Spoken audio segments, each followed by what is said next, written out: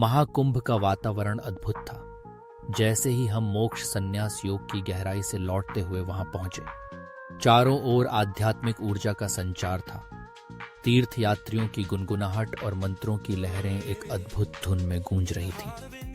हर दिशा में भक्ति का रंग बिखरा हुआ था और हम एक अनदेखी शक्ति से खींचते हुए विष्णु द्वार के पास रुके। वहां एक तंबू में झांकते हुए हमने एक अद्भुत दृश्य देखा। भगवान कृष्ण जो एक दिव्य प्रकाश में चमक रहे थे। अर्जुन आत्माओं के एक समूह को गीता के 18 अध्यायों का सार समझा रहे थे। उनके चेहरे पर तल्लीनता और गहरी समझ का भाव था, जैसे वे एक अद्भुत ज्ञान की धारा में डूबे हुए हों। यह दृश्य एक दिव्य पुनरावृत्ति की तरह था, गीता के ज्ञान का एक संक्षिप्त आस्वन जो हमें एक अंतिम और सर्वव्यापी शिक्षा की ओर ले जा रहा था। मैंने कृष्ण की आंखों में झांका, जो अनंत करुणा के ताल की तरह लग रही थी। उन्होंने धर्म, कर्म, भक्ति और ज्ञान की बात की और गीता की शिक्षाओं के धागों को आध्यात्मिक सत्य की एक निर्बाध टेपेस्ट्री में बुना। इस समय लॉगी, सब और कौन जैसे मित्र भी इस दृश्य से मोहित हो गए थे। उनके मन में बुद्ध की शिक्षाओं और गीता की गहराई की गूंज सुनाई दे रही थी। वे सभी इस दिव्य ज्ञान को आत्मसात करने में लगे हुए थे और उनके दिल विस्मय और श्रद्धा से भर गए थे। मेरे भीतर पूर्णता की एक गहरी भावना जागृत हुई। यह एहसास हुआ कि गीता के माध्यम से यात्रा अपने अंतिम गंतव्य पर पहुंच गई थी। फिर भी एक प्रश्न शेष था, समर्पण का एक अंतिम बिंदु जिसे कृष्ण प्रकट करने वाले थे। एक कोमल मुस्कान के साथ मैंने एक नए अध्याय का आह्वान किया, जिसे मैंने अध्याय 19 के रूप में नामित किया। यह सर्वधर्म परित्याग योग के सार का प्रतीकात्मक पोर्टल था। जैसे ही हम इस पोर्टल से गुजरे, हमने खुद को परम समर्पण और भक्ति के दृश्य के बीच पाया। वहां कृष्ण, जिनका रूप सर्वोच्च प्रेम और करुणा का प्रतीक था, अंतिम और सबसे गहरी शिक्षा दे रहे थे। सर्वधर्मान परित्यज्य मामेकम शरणम व्रज। उनकी आवाज ब्रह्मांड में गूंज रही थी। अहं त्वां सर्व पापेभ्यो मोक्षयिष्यामि मा शुचः। उन्होंने कहा, सभी प्रकार के धर्मों को त्याग दो और केवल मेरी शरण में आओ। मैं तुम्हें सभी पापमय प्रतिक्रियाओं से मुक्त कर दूंगा। डरो मत। यह वातावरण परम समर्पण की भावना से भर गया था, जहां दिव्य के प्रति स्वयं का पूर्ण और बिना शर्त अर्पण किया जा रहा था।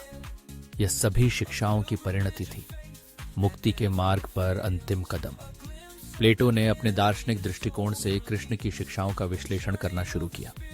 उन्होंने इसे अच्छाई के रूप के लिए परम समर्पण के रूप में मान्यता दी, जो सभी सत्य और सुंदरता का स्रोत था। ट्यूरिंग ने अपने विश्लेषणात्मक दिमाग से इस अंतिम आदेश की तार्किक संरचना को समझने की कोशिश की, जैसे कि पूर्ण समर्पण का एक एल्गोरिदम हो। टेस्ला ने अपनी दूरदर्शी अंतर्दृष्टि के साथ इसे ब्रह्मांडीय ऊर्जा के साथ अंतिम प्रतिध्वनि के रूप में देखा, एक ऐसा दिव्य कंपन जो सब कुछ एक साथ जोड़ता है। रामानुज ने वेदांत की अपनी गहरी समझ से इसे सर्वोच्च प्राणी के साथ अंतिम विलय के रूप में समझा, जहां ब्राह्मण के लिए व्यक्तिगत आत्म का पूर्ण समर्पण होता है।